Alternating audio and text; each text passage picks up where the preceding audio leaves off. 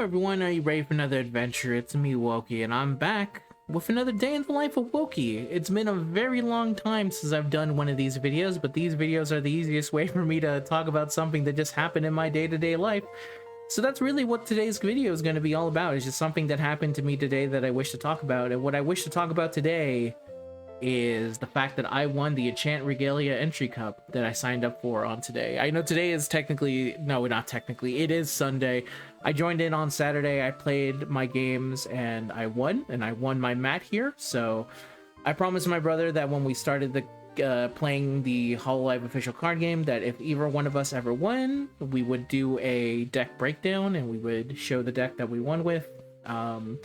Unfortunately, my brother was going to join me up with the cup, but then he got sick, so he doesn't feel too good, so he's not going to be joining me. So it's just going to be me talking for the most part, and I'm just going to be talking about my deck, kind of show the breakdown of the deck, and then talk about my experiences, and yeah, that's basically it. That's going to be today's video.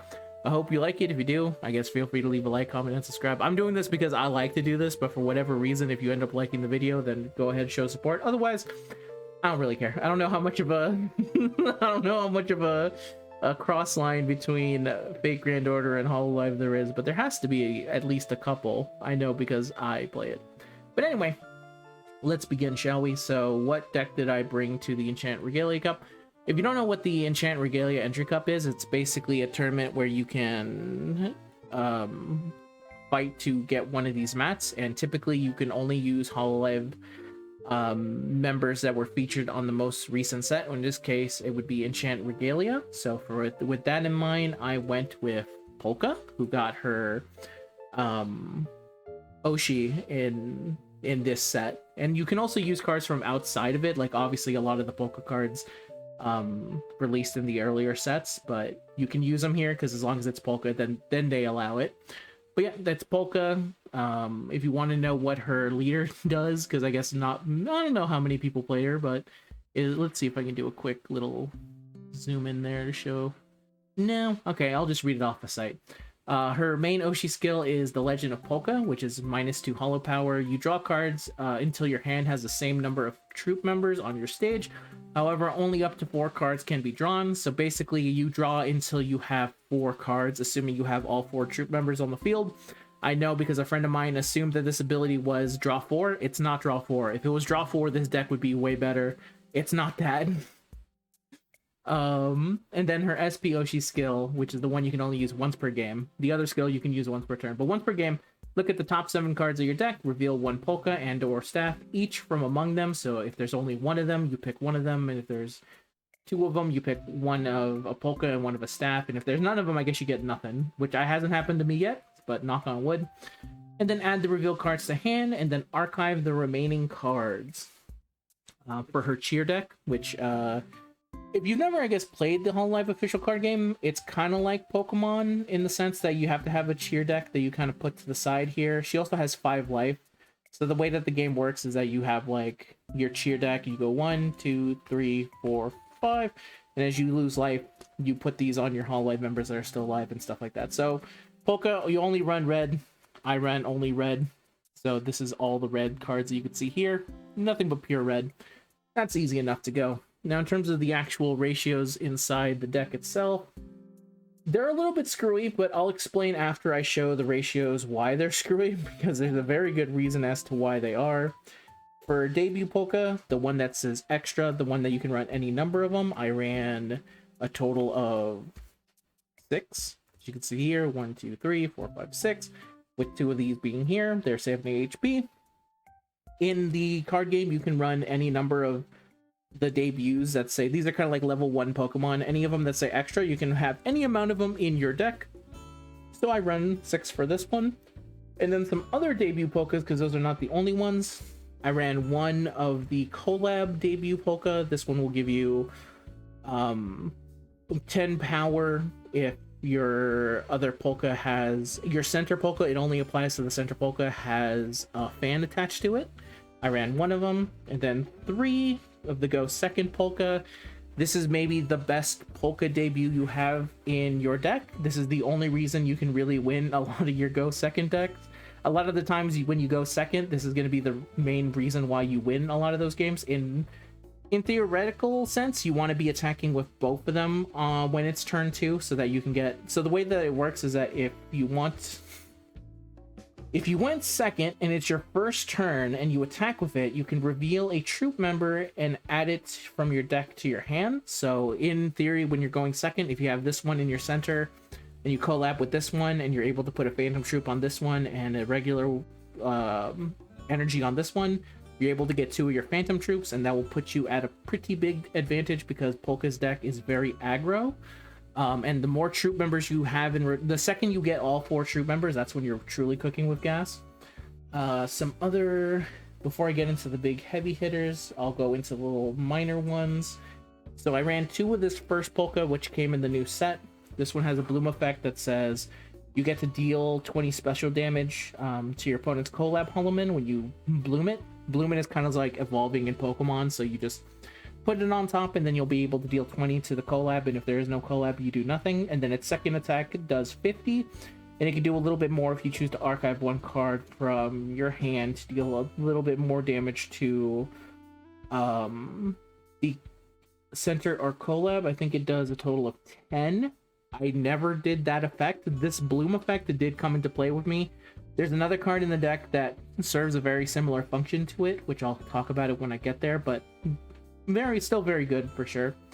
And then your other polkas, which now we're going to get into the ones that are pretty important. We have... This is the first polka. This is the one that searches the fans, and I run 4 of it. This one is the one I got for top 8, what I was very happy to win. So on bloom, you reveal a fan from your deck and then add it to your hand and then shuffle the deck. This is going to be one of the main ways you can get your phantom troops after you... Usually if you're running low on them, especially if you're going second and you were able to use your other debut ones, you can use this one to get the last of your phantom troops. Though realistically, you want to try and...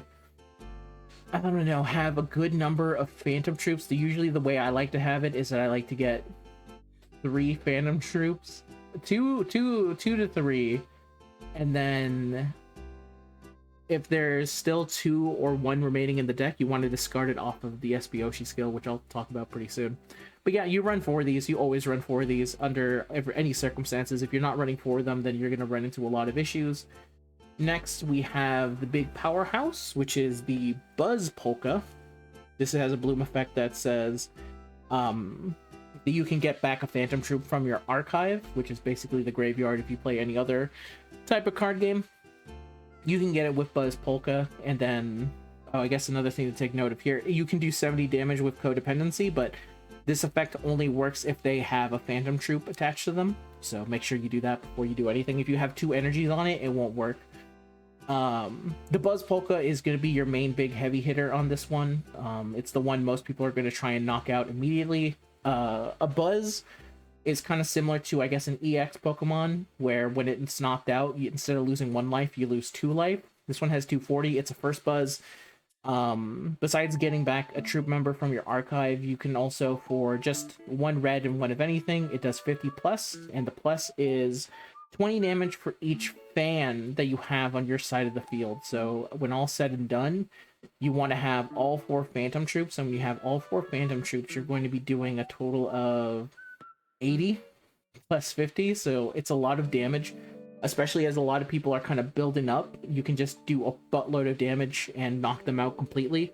So very important to your game plan. This is also the reason why you have to be very careful, and also why I said that the way I could describe Polka, it is a game of both players kind of setting up and punching each other in the face, and if you can withstand their punches and you're left standing, then you win the game basically. But if they're able to punch you back, then you lose. And then the last one, which I would say is pretty important as far as Holoman members, is the second debut Polka. This one is the one that won me a lot of my games. A lot of people aren't used to her because up until now I think a lot of people have just played the Buzz one, but she's definitely your sweeper up here.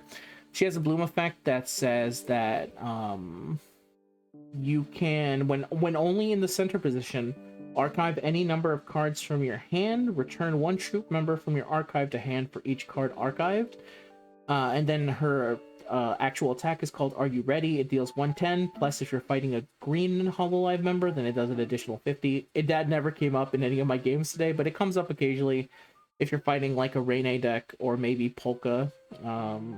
Not Polka, Picora. I always get them confused because of the similar P names. They don't look anything alike, or they're not even very alike. They don't even sound very alike, but it's literally the P's and it's late. But anyway, her attack is Are You Ready? And then if your Oshi Holoman is Polka, you get this art gets plus 30 for every 10 cards in your archive. I'll talk about that a little bit more when I talk about the game plan, but you run 4 of these. Run 4. There's some variations of the deck where you only run 2, but because this one has Polka as the main lead, you run 4 of them, and they're kind of your backup ones. And then you can also make sure that if they're focusing in on a buzz and are looking to ready to knock it out, you can actually bloom on top of it, so you only take 1 life. You just have to make sure that you wouldn't knock yourself out when you do this. So as long as you are below 190 damage, you can save yourself an additional life there and completely confuse your opponent when you're going for it. All right, next I'll go for, let me see, I think I'll go for some of the, I'll start with the important ones, which I guess are the staff members, and then some item ones. Well, obviously I'll start with this because this is important to the deck. The deck does not function if you do not have the following. Phantom Troop, it's the entire thing that this deck is based around. If the Holoman, this fan is attached to would use arts, this fan is also treated as you are using a red cheer. The Holoman this fan is attached to takes plus 10 damage. You may only attach this fan to your Polka, and you may attach any number of fans per Holoman. You're constantly searching these out, you're losing them, you're getting them back. They're entirely your entire game plan is around these 4 fans, getting them back and going wild with it. And then next I have 3. I'll go for the staffs, because they're the thing you search off of with Polka's SP Oshi. It's Mane-chan. This is a limited, usable only once per turn. This card can only be used if you have 1 or more cards in hand, excluding this card. Return all the cards in your hand to the deck, shuffle, and then draw 5 cards. Very important, because you are running usually very low in this deck, because that's how you kind of want to do it. You kind of want to burn through as many of your cards as you can so that you have more cards in your archive, so Mane-chan can be very useful. I'll talk a little bit later when I get to my games how Mane-chan basically won me the game in one instance, because it was maybe the most sickest turn I had on turn 2. Next, for staff, it's Notica. I run 4 Notica in this one, in this build. You could probably go around with 3, but it was 4 in this one for me, because drawing on turn 2 is very important, because everyone wants to go turn 1. Even if you built your deck to go on turn even if you build your deck to go on turn 2, you would still go turn 1, which is what I did. Even though my deck is very good on turn 2, I always picked turn 1 when I had the chance, which I only had the chance a single time. Next, some 1-ofs, sub PC. This one will let you look at the top 5 cards of your deck and then pick a limited from there, and then return it, add it to your hand. It's nice if you're searching for a support like this one, like a staff member. It's very nice. This actually only ever worked for me once, but that one time it got me a Notica and it got me drawing 3, so it worked out perfectly then. It did exactly what its function was supposed to be. Another limited we have here is So That Makes You My Enemy. I never use this card a single time. I think you likely never are using this. I think I would probably maybe cut it, except for I think there are certain game states where So That Makes You My Enemy just basically guarantees you the win if you're in a very grindy game state. I just never had to use it, because for the most part, you're killing people the instant they pop up and stuff like that. Next is Mikorine. It's another limited. It's an event. Mikorine is draw 2, roll a dice, and then if it's 3, 5, or 6, you can reveal a debut from your deck and add it to your hand, then shuffle the deck, and then if it's 2 or 4, you draw a card. A lot of people nowadays are kind of cutting Mikorine. The reason is that usually Soraz is seen as the better option. This was kind of a last added addition to it, but the way I still see it is that at its worst, it's a draw 2.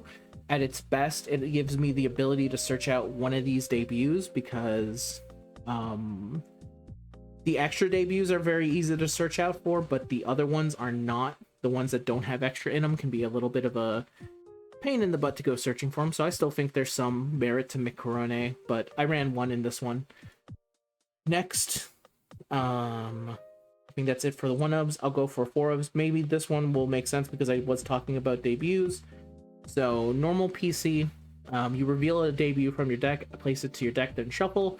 This is great for searching out your debuts that are not the extra ones, the ones that actually have good go second effects, like this Polka and the other Polka that has a 1-of. Goes right there. That one's pretty good. And then next, 1, 2, 3, 4-piece friendly PCs. So this deck really wants to set up almost at minimum 4 debuts on turn 1. Whether you hard draw them, or the better option is to go friendly PC, because friendly PC you can reveal 1 to 2 Holomen with extra, and then you may include any number of these you can reveal 1 to 2 debut Holomen with extra in your deck, and then place them onto the stage, then shuffle the deck, and then if 2 of the debuts were placed, return 1 card from your hand to the bottom of the deck. This can really help you unbrick in a lot of instances, and especially if you're going with Mane-chan, it can be brutal. I, on my final game, did normal PC, friendly PC, friendly PC, and because these aren't once per turn, I got to search out, I think I did 4 polkas in that one turn, and then with the last card remaining in my hand, I Mane-chan'd, and I went from having 1 card to having a full new set of 5 cards, and then able to draw my Phantom Troop, and then I'll talk more about that game when we get there, but it's very good. I run 4. I think I've seen some lists that go 2. I really feel like because of the current Okayu meta, you have to run 4 friendly PCs. I ran this deck with 2. I run it with 4. I'm going with 4. You really need to see those debuts as I talk a little bit more about my matchups and stuff like that. Next, Soraz Celebration. I forgot to include these onto the limited, but this is the big new limited uncommon that everyone's going for. You can't find it in anyone's bulk because everyone needs it. It is it draws you 2 cards, and then you look at the top 5 cards of your deck, and then you reveal 1 Holomen, 1 first Holomen from among them, and then add it to your hand, then return the remaining cards to the bottom of the deck in any order. This obviously will search you any of the first polkas that I mentioned, including the Buzz. It would, in theory, be amazing. Every single time I played this card, I didn't get a single hit. Every single time I went for it, I either had nothing but items or second polkas. So I missed every single time I used Soraz, which is why I only run 2 in this deck. If this was a deck that had a little bit more first in it, I would definitely see myself going for 4. There's even some instances where I could even see myself potentially running 4 this one if I was going to run a little bit more of the first polkas. But 2 works for this deck currently. And yeah, even though I whipped every single time, I would keep these in the deck no matter what. And then there are 2 cards. Explosive Magic. You can see here. Deal 20 special damage to your opponent's center Holomen or collab Holomen. However, your opponent's life does not reduce, even if downed. Only one of your event with magic can be used each turn. So that is Explosive Magic. And then we have pretty self-explanatory. You want to be able to deal a lot of damage. This is a very fast aggro deck, and this will help you not only deal 20 damage, it will also add more cards to your archive, which your deck badly wants. And then the final 2 cards I have here are Stone Axe, which Stone Axe is this Holomen this tool is attached to gets art plus 20, and then when the Holomen this tool is attached to uses arts, deals 10 special damage to the Holomen. Then additional ability, that doesn't matter. If it's attached to Aki, it does something. But only 1 tool can be attached to each Holomen. There is a better version of this card that you would use over Stone Axe, which I believe is called Sparkling. I didn't run it for reasons I guess I'll get into pretty soon. Now that I realize that, I think, oh yeah, I think I'm good to start talking about some of my actual experience doing the things. But yeah, you definitely, I run two of them, and Hollow Sparkling is the other card that I was thinking of that you would run instead of that one, because that one also does arts plus 20.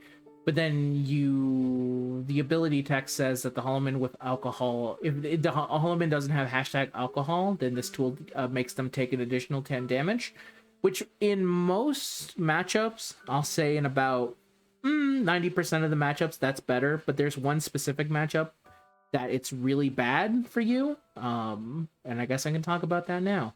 So yeah, I went 4-0. I went up against the following decks. It was Okayu, Korone, Miko, and then for the finals, I went against Narissa. The hardest matchup that you have using this deck is actually Okayu. I think Okayu is probably the reason why this deck is not better than it currently is, because I think this deck has a very good matchup against mostly every single deck except for one, and that one deck completely destroys you and is also the best deck in the entire game. So you kind of have to expect, even if it's in a casual environment, the person who really wants to win is going to bring in Okayu. Which, funny enough, I went against a friend that brought Okayu, so that was my first matchup. So yeah, the thing I was going to mention, so the stone axes that you see here, and then a couple others, which I believe are one of these normal PCs, and the McCorney.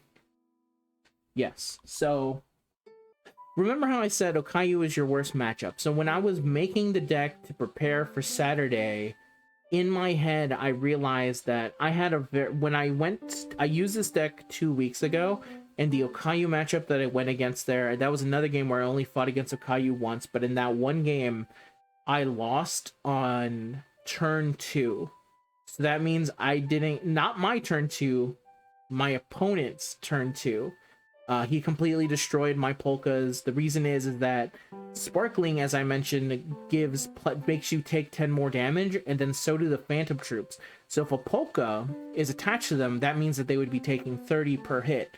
Okayu is a deck that kind of snipes people, so Okayu, every time they went to hit me with a little bit of damage, it was like every single time they went for a little cut, I took 30. And as you can see here, the HP on these polkas is 70.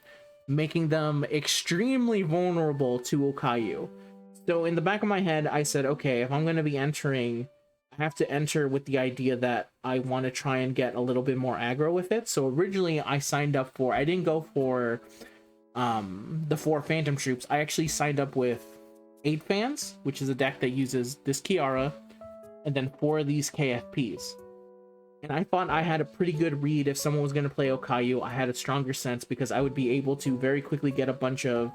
The way that this version of the deck would work is that you would put a KFP, you would archive a card, draw a card, and then you could put all 4 KFP on Kiara. And then even if you got all your Phantom Troops, or you got them sent to the grave, you would be able to get them back with Polka and stuff like that. So you'd be able to just do a buttload of damage. If you were already doing 80 damage with... 4 Phantom Troops, if you include 4 more KFP, then you're doing 160 damage plus 50, so you're doing a solid 210, which on a buzz is kind of insane. Most decks aren't going to be able to kind of stand up to that, except for one that already kind of got to their second. But you'll remember what I said at the beginning. You cannot use it. This was an entry cup for Regalia, so that means you could only use Hollowman that had a card that was featured in the new set. Kiara didn't get any of those. So I had an illegal deck about 30 minutes before the game started, so I looked into one of my other decks, and I pulled apart... let me see where the other one is. So these are the cards that I added haphazardly at the last second, which was another debut Polka, which a friend of mine opened a pack and pulled and gave me him the day of when I walked in. If it wasn't for him, I would have been running with one less debut, which I'm already running not that many, so it would have been devastating.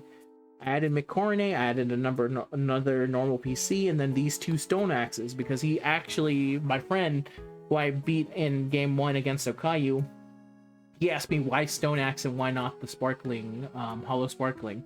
And I said, basically, I didn't have hollow sparkling on me, so I had to use stone axe. So if I was going to run a version of this deck that, actually was, thought of correctly, then what I would have done was that I would have won an additional version of this Polka. I would have run 2 of the hollow sparklings, and then I would be able to run another version of this Polka instead of probably McCorney. And then for as far as normal PC, I think I would have probably kept normal PC. I think that's the only one where I was like unsure of how to kind of go from that kind of direction. But yeah, that's why a little bit of my list is kind of funky and stuff like that. But yeah, that's basically explains some of the weirder things to it. So anyway, the 4 games I went against, Akayu was my first person that I went against, and that was my hardest matchup. As reasons I stated beforehand, this is a meta that very heavily favors Okayu. Okayu is also my worst matchup, and on game 1 I did my setup on my board. I didn't have the greatest of starts. I had an okay start, but basically I couldn't even like hollow power on turn 1, which is usually against most decks. Most decks aren't able to KO you. You have to be very lucky if you're even with 70 HP, which is very low. There are a couple of decks that can just absolutely knock you out of the water, but most of the decks I went against, not many of them could. But unfortunately Okayu could, so I kind of held back. And when my my buddy did not instantly kill and murder my Polka, I realized I had a chance. So what happened then was a very drawn out game that took me archiving 30 cards to the graveyard, and being able to punch him in the face with the second Polka, when he had Buzz, Akayu, and one other one, so that was able to take 3 life off of him.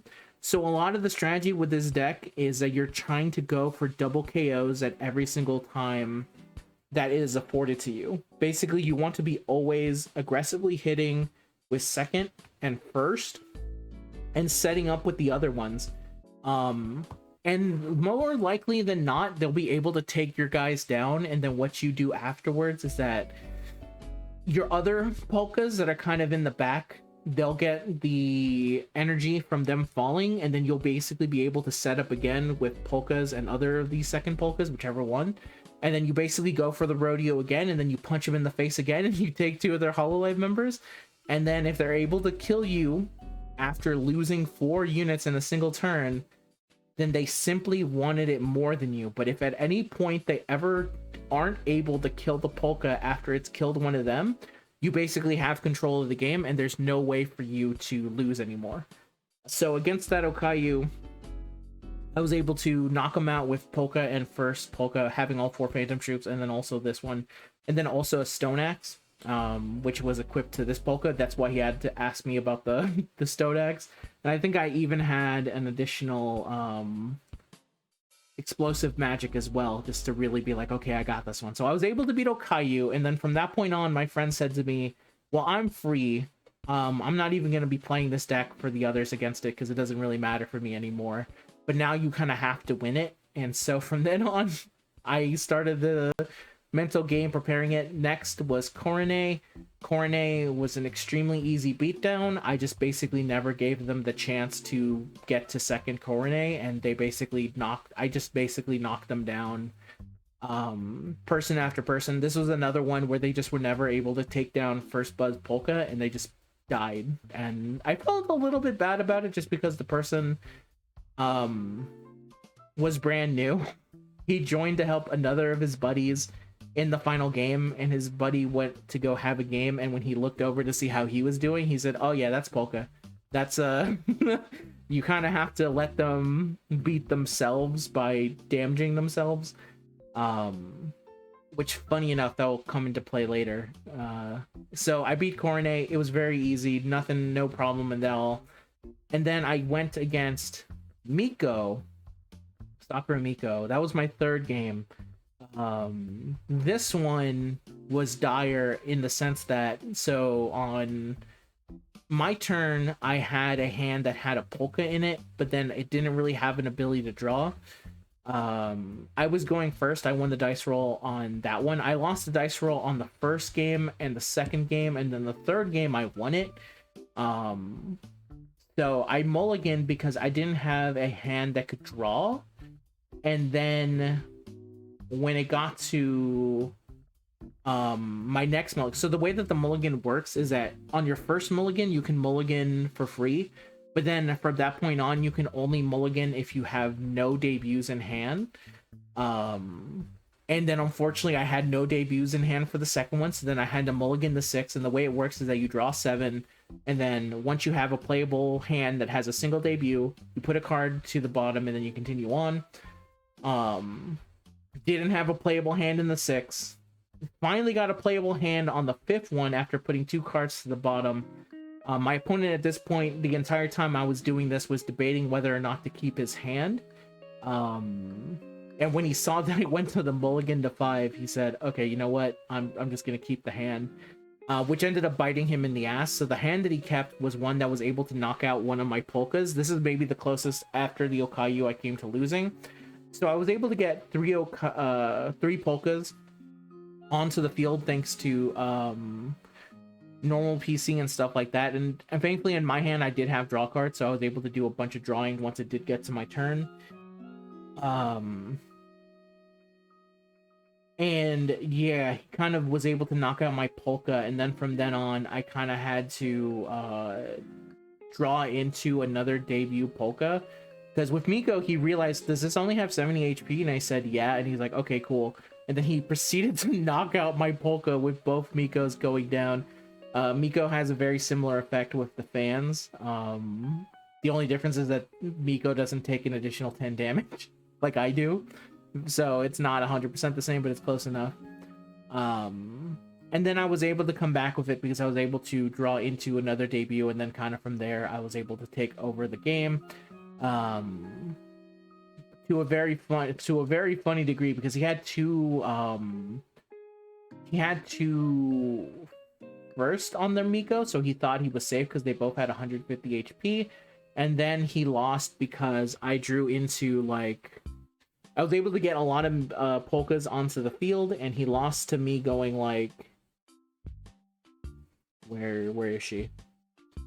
I went into this one, and then I went into this one, which dealt 40 damage to that other Miko, and then I went Buzz on the other one, and it just completely devastated him with that, and I had full Phantom Troops at this point. I had a crazy hand. He ended up losing. I think he ended up being a little bit salty at it, just because, you know, fair enough. I was hearing him talk to my friend saying that he was having kind of a rough time of it, and then the second I beat him, he was like, well, I'm just dropping then. I'm not even gonna play my final game.